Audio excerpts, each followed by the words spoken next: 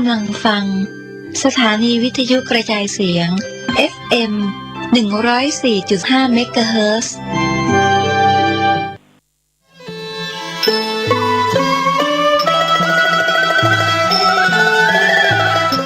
ขอเรียนเชิญศิษยานุศิษย์ร่วมพิธีเจริญพระพุทธมนต์สืบชะตาหลวงทักษิณานุปทาน ครบรอบ34 ปีการมรณภาพพระครูวรเวทวิสิทธิ์หรือครูบาธรรมชัยธรรมชโยครบรอบ107 ปีชาตการวันอาทิตย์ที่ 26 ธันวาคม พุทธศักราช 2564 กำหนดการโดยย่อดังนี้ 9:30 นาทีพระเถระเจริญพระพุทธมนต์สืบชะตา 10:30 นาทีประกอบพิธีทักษิณานุปทานครบรอบ34 ปีมรณกาลหลวงปู่ 11:00 น.ถวายเครื่องไทยทานภัตตาหารเพลแด่พระสงฆ์ 12:30 นาทีมอบทุนการศึกษาให้นักเรียนจำนวน100 ทุนขอเชิญร่วมเป็นเจ้าภาพ 1. เครื่องไทยทานถวายแด่พระสงฆ์ชุดละ 1,500 บาท 2. ขอความนอบน้อมจงมีแด่พระรัตนตรัยเจ้าสามประการพระรัตนตรัยองค์ที่หนึ่งคือพระพุทธพระรัตนตรัยองค์ที่สองคือพระธรรมพระรัตนตรัยองค์ที่สามคือพระอริยสงฆ์ข้าพระพุทธเจ้าขอเคารพนบนอบกราบไหว้แทบไตรไวสาพระรัตนตรัยเจ้าถึงสามประการโดยความเคารพสักการะเป็นอย่างยิ่งขอถวายความเคารพพระมหาเถรานุเถระเจ้าคณะพระสังฆาธิการตลอดถึงครูบาอาจารย์พระภิกษุหนุ่มสามเณรน้อยจุตนจุองค์ ขอเจริญพรศรัทธาญาติโยมนักศีลนักบุญทั้งหลายต่อจากนี้ไปรายการสุขใจ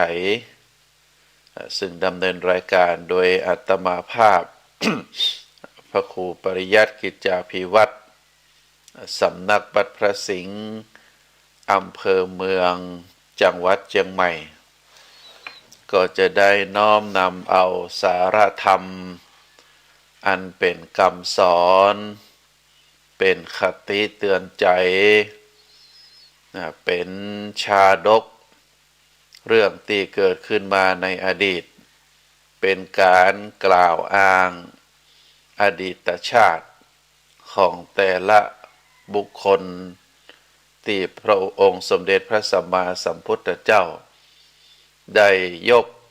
ขึ้นมาเป็นตัวอย่างเป็นแบบอย่างได้กล่าวคือถึงความเป็นมาเป็นไปของแต่ละบุคคลก็จะได้น้อมนำเอามาเป็นธรรมบรรณาการเป็นการมอบเอาเครื่องที่เป็นธรรมะตั้งมวลคือกับท่านสาธุชนก่อนที่จะรับก่อนที่จะนอนก็จะได้นอนอย่างมีความสุขตื่นขึ้นมาก็ยังมีความสุขขณะที่นอนขณะที่รับก็จะได้รับฝันดีตื่นขึ้นมาจิตใจก็จะสดใสก็เป็นรายการที่ตั้งชื่อไว้ว่ารายการสุขใจทางคลื่นสถานีวิทยุคลื่นพระพุทธศาสนาเป็นคลื่นเพื่อการศึกษาพระพุทธศาสนาและวัฒนธรรม104.5 เมกะเฮิรตซ์ถ่ายทอดจากวัดฝายหินตำบลสุเทพอำเภอเมืองจังหวัดเชียงใหม่โดยความกรุณาของท่านผู้อำนวยการท่านอาจารย์พระครูสมุวิสุวัตรวรกิจโจตลอดถึงเจ้าหน้าที่ทุกฝ่ายทุกแผนกที่ได้อำนวยความสะดวกทำให้เสียงของอาตมาภาพจากวัดพระสิงห์ ได้ออกไปสู่ท่านสาธุชนทั่วทุกแห่งในจังหวัดเชียงใหม่ก็เป็นการนำเอาพระธรรมคำสอนออกไปสู่ท่านสาธุชนเป็นคลื่นที่มีประโยชน์เป็นคลื่นที่มีสีขาวเป็นคลื่นที่เต็มไปด้วยประโยชน์นะก็ถือว่าเป็นคลื่นสถานีวิทยุเพื่อการศึกษาพระพุทธศาสนาและวัฒนธรรมก็เป็นสิ่งที่น่าอนุโมทนาท่านสาธุชนทั้งหลาย ชีวิตของเฮาดำรงคงอยู่เฮาตื่นขึ้นมาเฮาได้ปะว่าเฮายังมีลมหายใจอยู่ก็ยังคงต้องดำเนินนำพาชีวิตของเฮาเจริญอายุเรียกว่ามีอายุต่อไปอายุก็คือความเป็นอยู่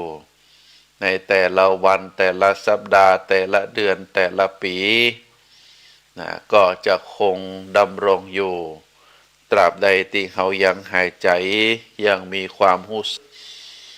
ก็เป็นการเป็นอยู่เขาเรียกว่ามีชีวิตอยู่เพราะฉะนั้นชีวิตของเขานั้นตามที่เคยศรัทธาญาติโยมว่ามีเหตุการณ์สำคัญชีวิตทุกชีวิตนั้นก็จะมีเหตุการณ์สำคัญอยู่3ประการประการที่1เขาเรียกว่าชาตะก็คือการเกิดเหตุการณ์อันที่2เขาเรียกว่าชีวิตะก็คือความเป็นอยู่มีชีวิตประการที่3เป็นเหตุการณ์สุดท้ายของคนเฮาก็เรียกว่ามรณะก็คือการตายทุกชีวิตเมื่อเกิดขึ้นมีการดำรงอยู่เรียกว่ามีชีวิตอยู่ดำรงชีวิตอยู่มีความเป็นอยู่แล้วก็อันสุดท้ายก็คือการถึงที่จุดจบของชีวิตก็คือความตายอันนี้เป็น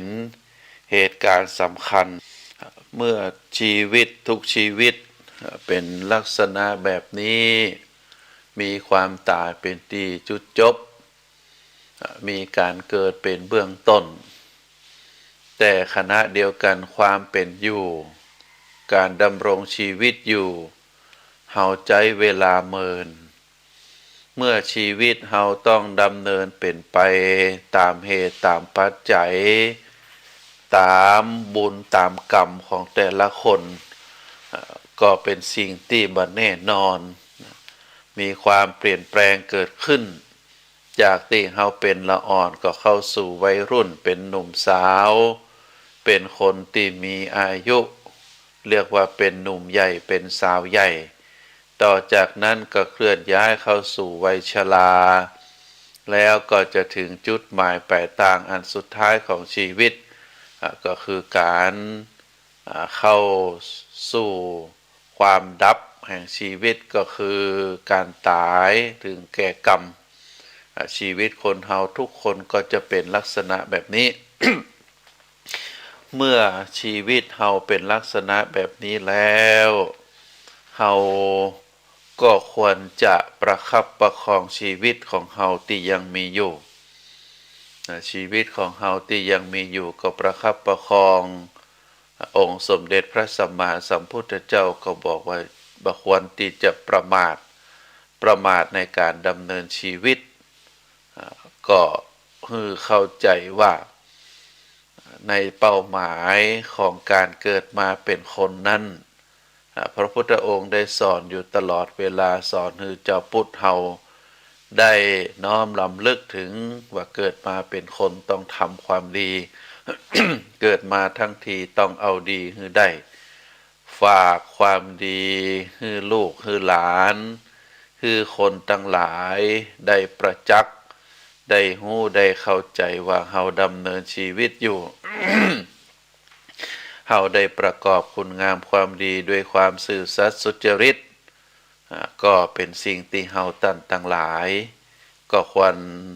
ลำลึกถึงนะก่อนที่เราจะสิ้นชีวิตไปคำว่าความดีท่านสาธุชน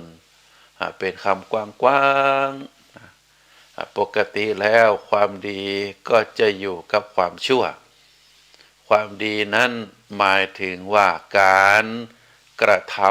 ำการการคิดที่เป็นไปในทางที่ดีเป็นไปในทางชั่วนั้นน้อยแต่เป็นไปในทางด้านดีนั้นนัก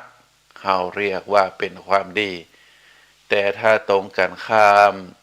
การกระทำเป็นการกระทำที่ผิดศีลผิดธรรมการก็เป็นการที่ก่อให้เกิดความแตกแยกก่อให้เกิดความบาดหมางการคิดก็คิดไปในทางด้านลบคิดไปในทางอาฆาตพยาบาทคิดไปในทางที่มีความโลภนะเพราะฉะนั้นถ้าหากบุคคลผู้ใดได้ประพฤติเป็นลักษณะแบบนี้เราก็เรียกว่าเป็นการประพฤติที่บดีเป็นความชั่วถ้าหากว่ามีความดีน้อยมีความชั่วนักก็จะเป็นสรุปแล้วว่าเป็นความชั่วเพราะฉะนั้นพระพุทธองค์ก็ได้สอนว่าเกิดมาเป็นคนต้องทำความดีเกิดมาทั้งทีต้องเอาดีให้ได้ก็โดยสรุปแล้วบอกว่าการกระทำบอกว่าจะเป็นการพูดการบอกว่าจะเป็นการคิดเราก็ต้องชั่งน้ำหนักคือมาอยู่ทางฝ่ายดีถึงจะเป็นความดีเพราะฉะนั้นความดีของแต่ละคนนั้นก็จะแตกต่างกันโดยเฉพาะการประพฤติปฏิบัติตามพระธรรมคำสอนขององค์สมเด็จพระสัมมาสัมพุทธเจ้าก็เราสามารถเลือกที่จะประพฤติปฏิบัติตามพระธรรมเหล่านั้น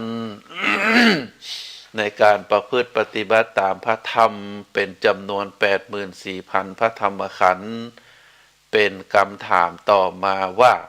เราจะประพฤติปฏิบัติอันยังมีเป็นจำนวนนักเหลือเกินก็สรุปแล้วว่าการดำเนินชีวิตในแต่ละวันการดำเนินชีวิตในแต่ละวันถ้าเราได้ดำเนินชีวิตด้วยความซื่อสัตย์สุจริตดำเนินชีวิตโดยการประพฤติผิดด้านศีลด้านธรรม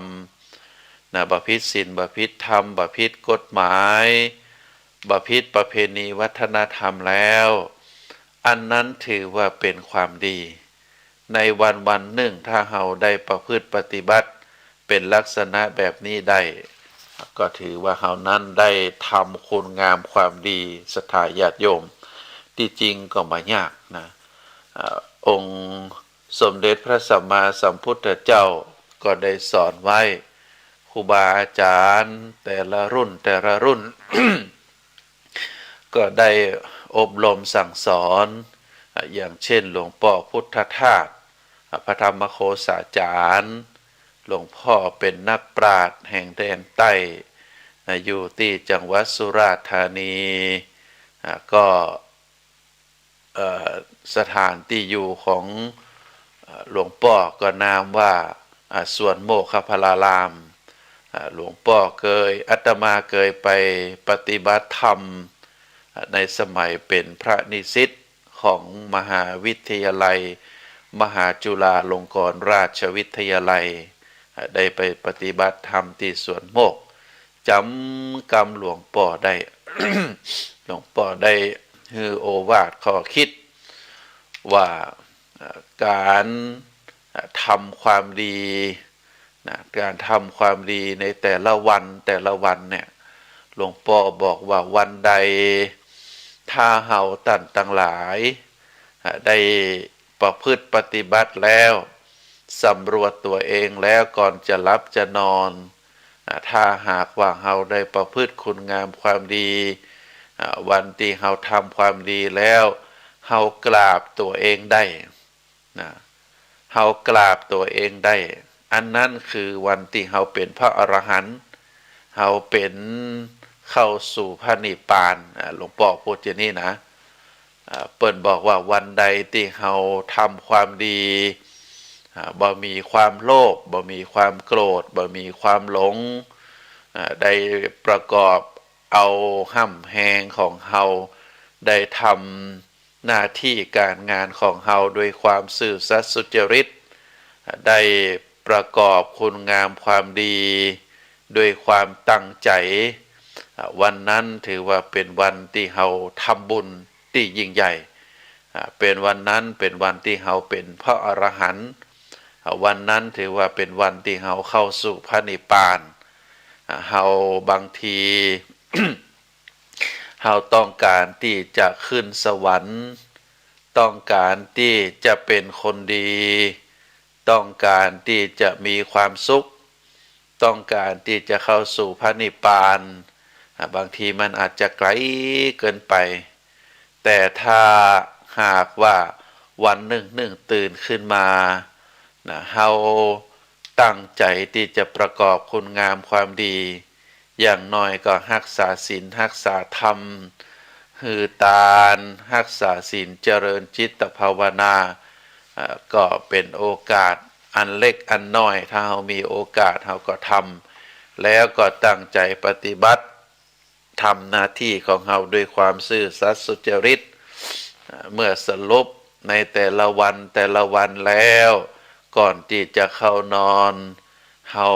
สำรวจความเป็นอยู่ของเฮาว่าวันนี้เฮาได้ทำความดีอย่างพ้องเมื่อได้สรุปแล้วคิดแล้วด้วยใจเป็นกลางด้วยจิตที่เป็นสมาธิเฮาสำรวจแล้วว่าอ๋อวันนี้เฮาบ่ได้ทำความชั่วอย่างสักอย่างบ่ได้ผิดศีลบ่ได้ผิดธรรมการกระทำของเฮาก็เป็นการกระทำที่ถูกต้องกรรมอูของเฮาก็เป็นกรรมอูที่มีความจริงบ่ได้โกหกบ่ได้หลอกลวงบ่ได้ไปจุไผบ่ได้กล่าวร้ายกล่าวเท็จต่อไผในส่วนจิตใจของเฮาก็บ่ได้โลภโมโหสันบ่ได้อาฆาตพยาบาทบ่ได้ที่จะจองเวรต่อไผ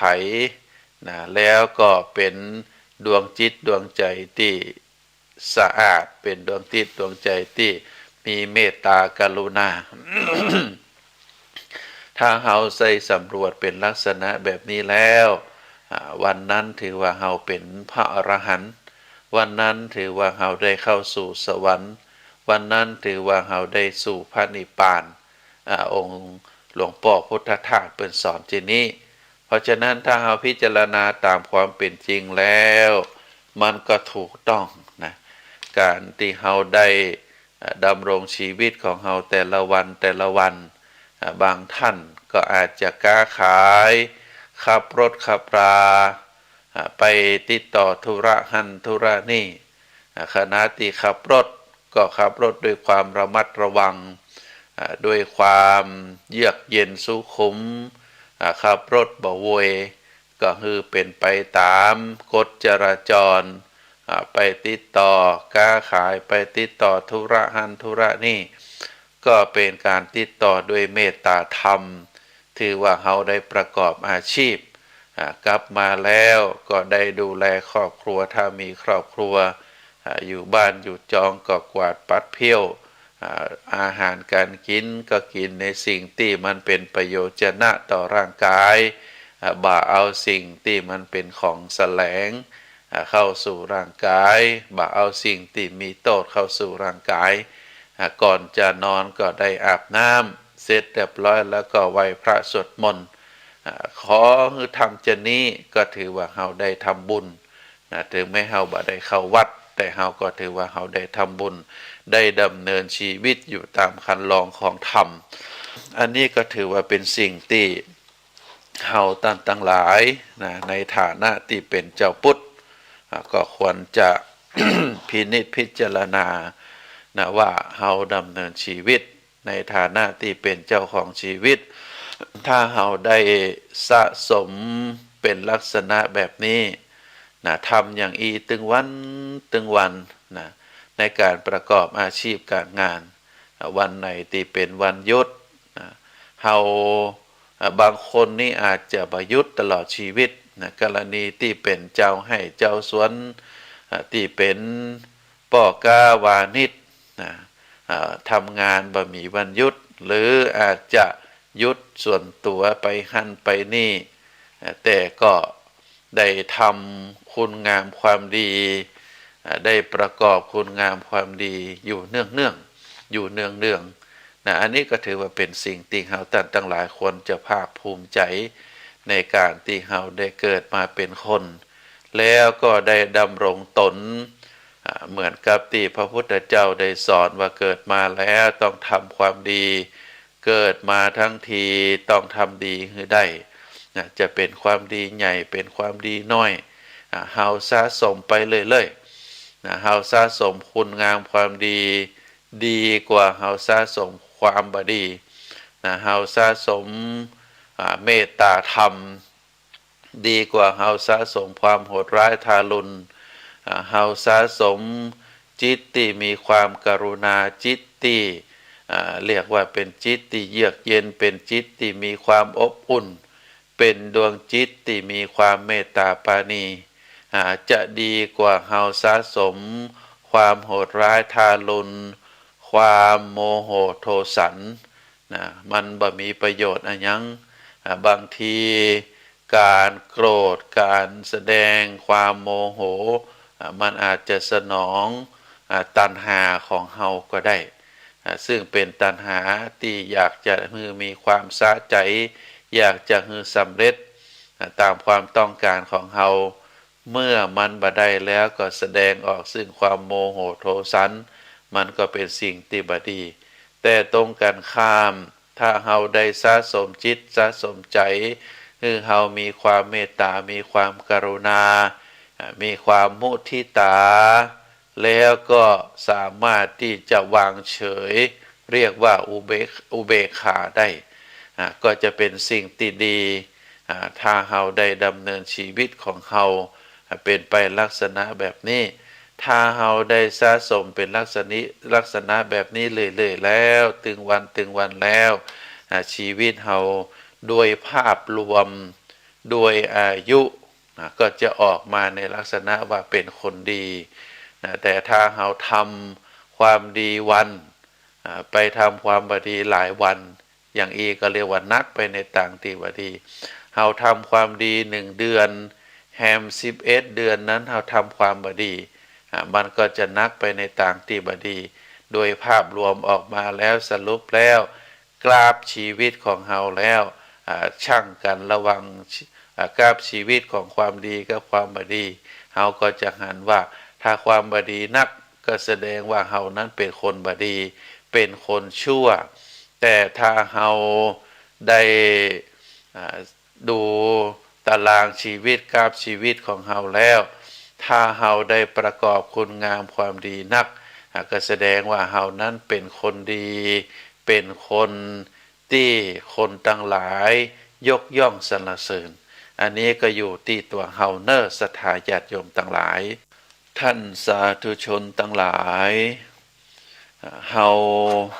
เมื่อได้ดำรงชีวิตอยู่มีชีวิตอยู่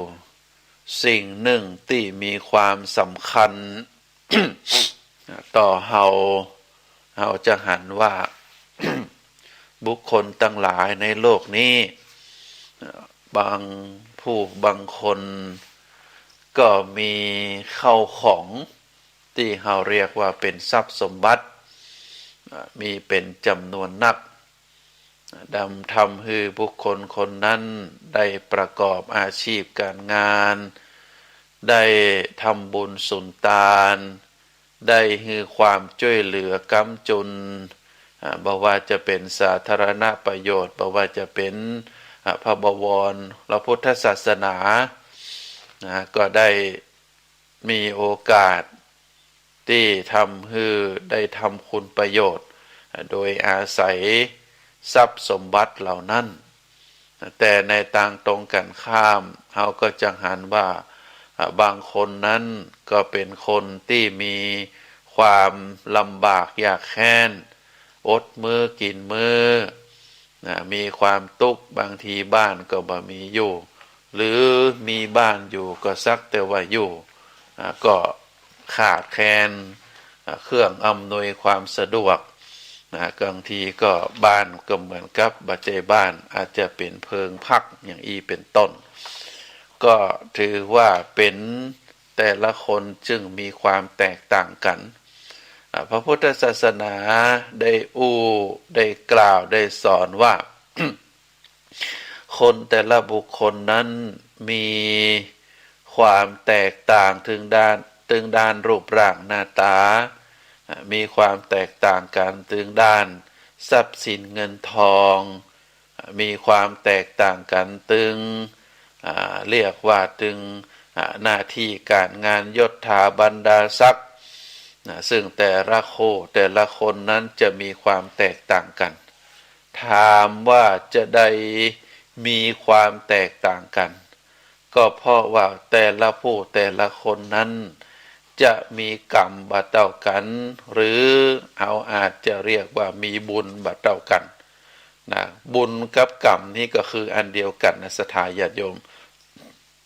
บุญกับกรรมเป็นอันเดียวกันคำว่ากรรมคือการกระทำนะกรรมนี่เป็นเหตุแล้วก็ผลของกรรมหรือบางทีเขาก็เรียกว่าวิบากหรือว่าเป็นอานิสงส์หรือเป็นวิบากนะก็เป็นผลของกรรมนะ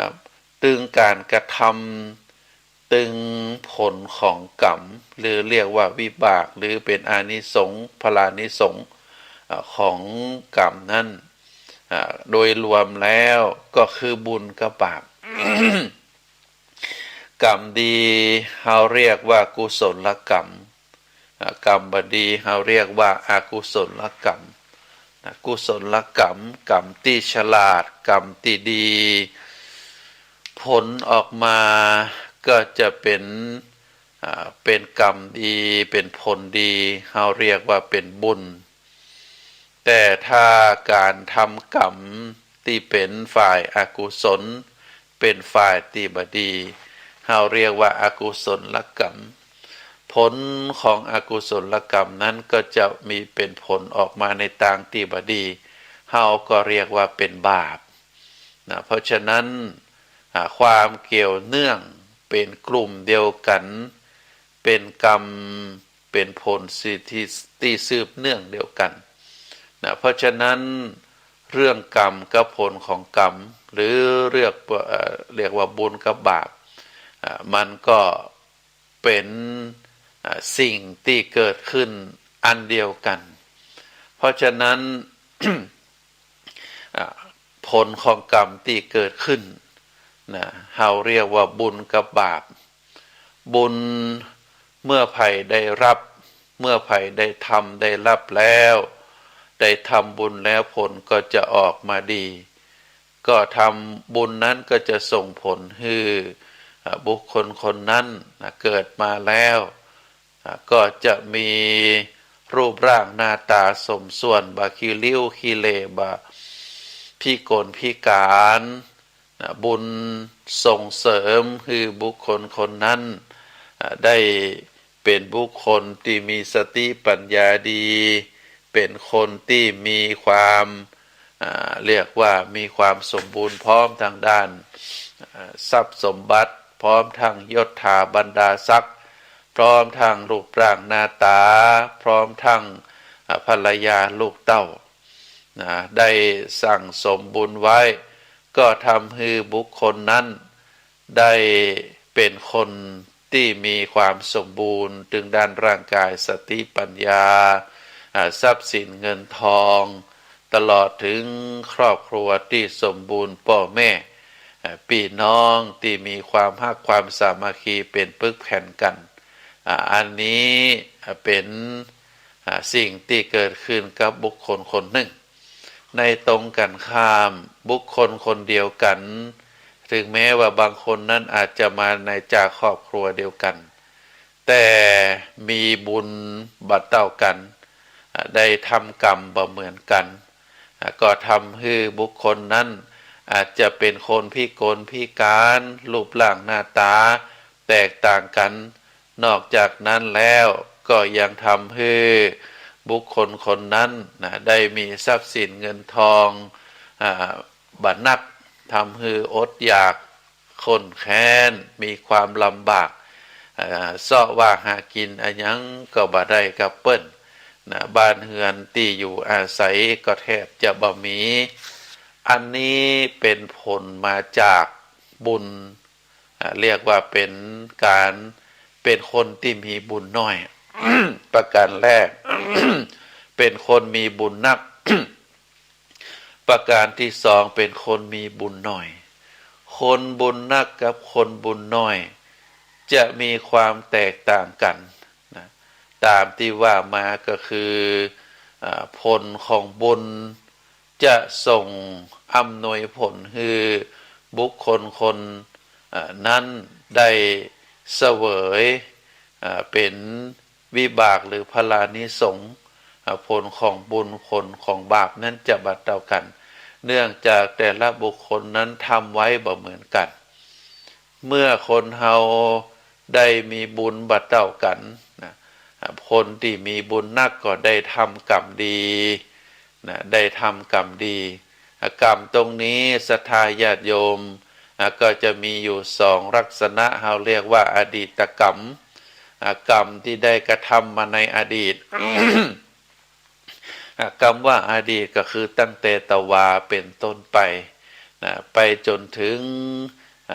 เดือนที่แล้วปีที่แล้วหรือหลายสิบปีมาเฮาได้ทำกรรมไว้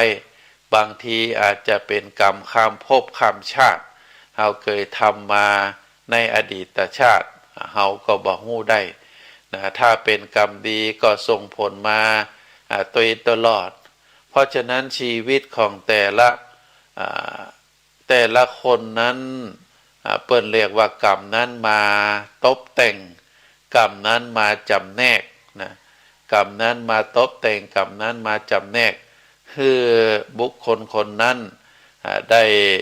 เสวยได้รับผลของกรรมได้รับผลของกรรมเพราะว่าจะเป็นกรรมดีกรรมชั่วก็แล้วแต่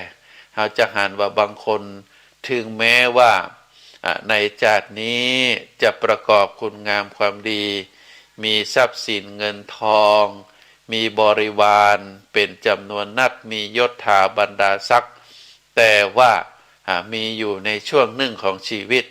ปรากฏว่าได้รับอันตรายได้รับวิบากกรรมที่มาโดยตันในอดีตมาจนถึงปัจจุบันก็ทำให้บุคคลนั้น ได้รับผลของกรรมได้รับวิบากบางทีเราท่านทั้งหลายก็คิดว่าเปิ้นบ่น่าจะได้เป็นลักษณะแบบนั้น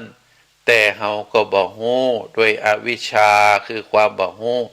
ว่าในอดีตการนั้นได้ทำกรรมอะไรอย่างไว้นะอย่างเราได้ศึกษาประวัติของพระโมคคัลลานะพระโมคคัลลานะถือว่าเป็นอัครสาวกเบื้องซ้ายนะที่มีบทบาทสำคัญพระพุทธเจ้าได้ยกย่องพระโมคคัลลานะว่าเป็นพระอัครสาวก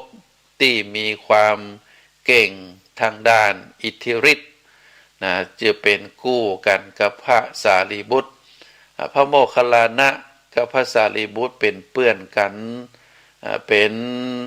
ลูกบ่าวของผู้ใหญ่บ้านหรืออาจจะเป็นกำนัน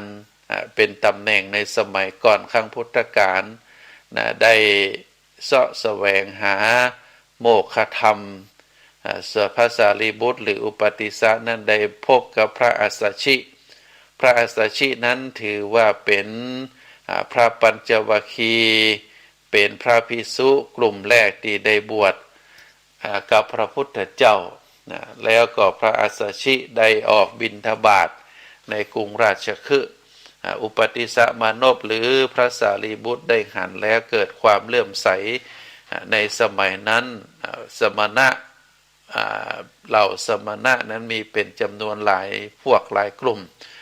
แต่ว่าพระอัสสชิได้สำเร็จเป็นพระอรหันต์แล้วก็ออกรับอาหารบิณฑบาต ตามหมู่บ้านเผอิญว่าได้ปะกับอุปติสสะพระอุปติสสะมานพแล้วก็ได้เกิดความเลื่อมใสได้ไปสนทนาธรรมแล้วก็ทราบว่าพระอัสสชินั้นได้บวชในศาสนาของพระสัมมาสัมพุทธเจ้าซึ่งพระพุทธองค์นั้นประทับอยู่ที่วิหารเวฬุวันบะไก่เต่าใด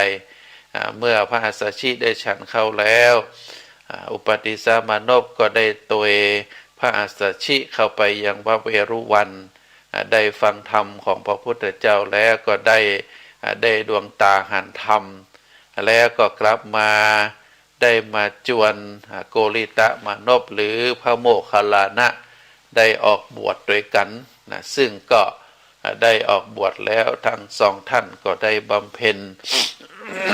สมณธรรมจนสุดท้ายได้สำเร็จเป็นพระอรหันต์พระโมคคัลลานะนั้นได้บวชแล้ว7 วันได้สำเร็จเป็นพระอรหันต์ส่วนพระสารีบุตรบวชแล้วได้15 วันจึงได้สำเร็จเป็นพระอรหันต์ถึง2 รูป2 องค์นี้เป็นกำลังในพระศาสนาจะหันว่าอาตมาเคยไปทัศนศึกษาแสวงบุญที่ประเทศอินเดียแล้วก็ได้ไปยังสถานที่กรุงราชคฤห์แห่งนี้องค์สมเด็จพระสัมมาสัมพุทธเจ้าได้ประทับอยู่บนภูเขาคิชกูฏ ยอดภูเขาคิชกูฏนั้นก็จะเป็นพระคันธกุฎีก็คือกุฏิประทับของพระพุทธเจ้าต่างเตียวขึ้นภูเขาคิชกูฏก็เป็นภูเขา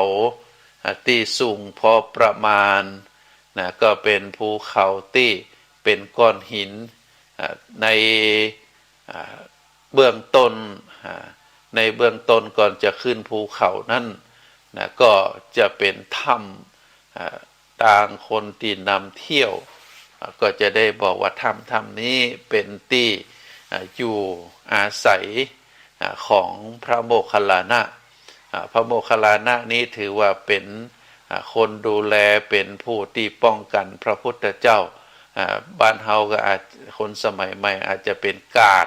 เป็นเจ้าหน้าที่ดูแลความปลอดภัยก็ได้อยู่ต่างขึ้นเบื้องต้นแล้วก็ทัดขึ้นไปก็เป็นที่อยู่ของพระมหากัสสปะของพระสารีบุตรมีธรรมน้อยๆอยู่จนขึ้นไปสุดอยู่พระคันธกุฎีอยู่ยอดเขาก็เป็นที่ประทับของพระพุทธเจ้าก็คือตีอู้เอ่ยตรงนี้ก็อยากจะให้ศรัทธาญาติโยมได้เข้าใจว่าพระสารีบุตรพระโมคคัลลานะนั้นถือว่าเป็นอัครสาวกในเบื้องต้นที่ได้เป็นกำลังของพระพุทธศาสนาพระโมคคัลลานะก็ถือว่าเป็นผู้มีเก่งทางด้านฤทธิ์ดังด้านฤทธิ์เสร็จเรียบร้อยได้ดำรงคงอยู่ในฐานะที่เป็นพุทธอัครสาวกเป็นอัครสาวกของพระพุทธเจ้าได้ช่วยเหลือได้สืบทอดอายุพระพุทธศาสนาตามอายุไขในสุดท้ายบรรปลายของชีวิตตึงพระสารีบุตรและพระโมคคัลลานะนั้นได้เข้าสู่นิพพานก่อนพระพุทธเจ้าเป็นกรรมภาษาปื้นเมืองของเฮาก็ว่าตายก่อนพระพุทธเจ้าได้เข้าสู่นิพพานในส่วนของพระสารีบุตรนั้นในตอนสุดท้ายระหว่างสารีบุตรกับโมคคัลลานะนี้พระโมคคัลลานะนี้จะนิพพานก่อนพระโมคคัลลานะนั้นได้บันทึกประวัติไว้ว่าก่อนที่ท่านจะเสียชีวิตท่านก็ได้เข้ามากราบลาพระพุทธเจ้าเพื่อเข้าสู่นิพพานแต่ว่าลักษณะการเข้าสู่นิพพานพระโมคคัลลานะนั้นเป็นกรรมเป็นเศษกรรมตีตวยตั้นมาสมัยก่อนบาฮู้เป็นกี่ร้อยปีท่านได้ทำร้ายพ่อแม่ตีตาบอดก็ทำให้ชาติสุดท้ายของท่านได้ถูกโจรได้ทำร้ายทุบตีร่างกาย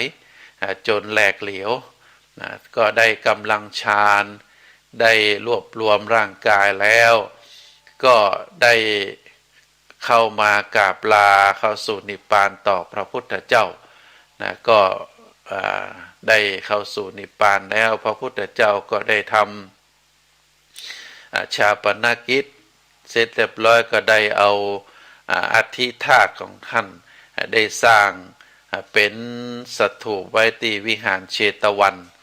ซึ่งเอาไปแล้วเปิ้นก็จะบอกคนที่นำแอวก็บอกว่าอันนี้เป็นสถูปของพระโมคคัลลานะอันนี้เป็นสถูปของพระสารีบุตรพระสารีบุตรก็เมื่อรู้ว่าตัวเองจะสิ้นอายุไขนะก็ได้กราบลาพระพุทธเจ้าไปนิพพานที่บ้านเดิมของท่านก็คือบ้านของที่แม่อาศัยอยู่เพราะท่านทราบว่าแม่ของท่านนั้นยังบ่ได้ดวงตาหันธรรมนะบรรดาลูกถึง7 คนนะได้ออกบวชในพระพุทธศาสนาสำเร็จเป็นพระอรหันต์หมดเหลือแต่นางสาลีพรามณีซึ่งเป็นแม่ของพระสารีบุตรนั้นยังบ่ได้ดวงตาหันธรรมก็ได้ดำเนินชีวิตแม่ของพระสารีบุตรบ่ได้ดวงตาหันธรรมนั้นก็เพราะว่ามีใจอคติต่อพระพุทธเจ้ามีใจอคติต่อพระพุทธศาสนาถามว่ามีใจเป็นอคติเป็นลักษณะแบบใดเพราะนางเสียใจว่าลูกสาวลูกบ่าวถึง7 คนนั้นได้ละทิ้งตัวเองออกบวชถึงหมดทุกคนก็ได้สำเร็จเป็นพระอรหันต์เมื่อออกบวชแล้วก็ได้เหมือนกับว่าได้มุ่งหน้าปฏิบัติธรรมแล้วก็ได้รับใจพระพุทธศาสนาก็บ่ได้ไปเกี่ยวข้องกับพ่อกับแม่นางสารีพรามณีก็มีอคติว่าพระพุทธศาสนานี้ได้แย่งความฮักของตัวเองไปก็ทำให้มีจิตใจอคติต่อในทางพระพุทธศาสนาเมื่อเป็นลักษณะแบบนี้แล้วนางก็จึงบ่ได้สนใจบ่ได้ฟังเทศน์บ่ได้ฟังธรรมพระสารีบุตรเมื่อทราบว่าแม่นั้นยังบ่ได้ดวงตาหันธรรมก็ตั้งใจที่จะไปโปรดแม่เป็นครั้งสุดท้ายแล้วก็ตั้งใจที่จะไปนิพพานเข้าสู่นิพพานที่บ้านเกิดก็จึงได้ลากราบลาพระพุทธเจ้าแล้วก็ได้ไปป่วยพร้อมกับพระภิกษุนะได้ไปบ้านแม่ได้หันพระสารีบุตรมาแล้วก็ดีใจก็ได้ดูแลในเบื้องต้นว่าลูกบ่าวของตนเองนั้นออกบวชแล้วปิกมาแล้วป่วยอาพาธก็ได้ดูแลในห้องเมื่อคืนมานางก็ออกมานอนตั้งนอกแล้วก็พระสารีบุตรก็นอนตั้งใน เมื่อถึงเวลากลางคืนมาก็ปรากฏว่าท้าวเทวทัตเทวดาได้ทราบว่าพระสารีบุตรนั้นได้อาพาธก็ได้ลงมาจากสวรรค์แล้วก็มากราบมาสนทนาธรรมมาเยี่ยมบ้านเฮาเรียกว่ามาเยี่ยมป่วยคนไข้นางอยู่ต่างนอกได้หันแม่นางสาลีพรามณีอยู่ต่างนอกได้หันแสงสว่างออกมาจากห้องนอนของลูกบ่าวก็จึงได้ไปดูก็ได้หันภาพท้าวสักกะเทวราชได้สนทนาธรรมกับพระสารีบุตรก็ได้มีความตื่นเต้นดีใจว่าลูกเฮานี้บ่ใจธรรมดาแม้แต่พระอินทร์ก็ได้ลงมาสนทนาธรรมได้มาเยี่ยมตลอดถึงเทวดาก็ได้เกิดความเลื่อมใสว่าลูกตัวเองนั้นบ่ใจธรรมดาเมื่อจิตใจอ่อนโยนจากจิตใจที่อคติว่าพระพุทธศาสนาพระพุทธเจ้าได้แย่งลูกตัวเองไปก็เกิดเป็นจิตใจที่อ่อนจิตใจที่มีความเลื่อมใสเมื่อพระสารีบุตรได้ทราบสภาพได้ทราบในสภาวะจิตของแม่อ่อนโยนเลื่อมใสแล้วก็ได้แสดงธรรมให้แม่ฟังแม่ก็ได้ดวงตาหันธรรมอันนี้ถือว่าเป็นสภาพของแต่ละรูปโดยเฉพาะพระอัครสาวกอย่าง ที่ต้องการจะจี้ให้ฮือหันว่าพระโมคคัลลานะนั้นถึงแม้ว่าเป็นพระอรหันต์แต่ได้เคยทำกรรมบดีไว้เศษวิบากกรรมก็มาไล่มาตันในวาระสุดท้ายก่อนที่จะเข้าสู่นิพพานก็ทำให้ได้รับผลของกรรมก็คือบรรดาโจรนะโจรฮู้ว่าพระโมคคัลลานะนั้นมีฤทธิ์จะฟันจะแทงก็บ่เข้าก็จึงได้ใจหินตุบนะตุบคือร่างกายนั้นแหลกเหลวนะอันนี้เป็นเศษกรรมที่พระโมคคัลลานะได้รับก่อนที่จะเข้าสู่นิพพานท่านสาธุชนทั้งหลายอาตมาภาพได้นำเรื่องราวถึงสาระธรรมคติธรรมชาดกธรรมในต่างพระพุทธศาสนามาอู้เอ่ยเพื่อมอบเป็นธรรมบรรณาการมอบเป็นอาหารใจคือกับท่านสาธุชนก่อนที่จะรับจะนอนในคืนนี้ก็ขออำนวยอวยพรให้ท่านสาธุชนทุกท่านที่รับฟังรายการก็ขอให้บุญกุศลคุณงามความดีเดชะบารมีของคุณพระศรีรัตนตรัยเดชะบารมีสิ่งศักดิ์สิทธิ์ทั้งหลายได้อำนวยพรให้ศรัทธาญาติโยมทุกท่านคือมีความสุขมีความเจริญนิราขาแค้วจากทุกโศกโรคภัยพยันตรายทั้งหลายทั้งมวลจงเจริญด้วยจตุรพิธพรชัยมีอายุวันนะสุขภละปฏิภาณธนสารธรรมสารสมบัติรุ่งเรืองโดยลาภยศสุขสรรเสริญจงทุกประการเถิดขอเจริญพร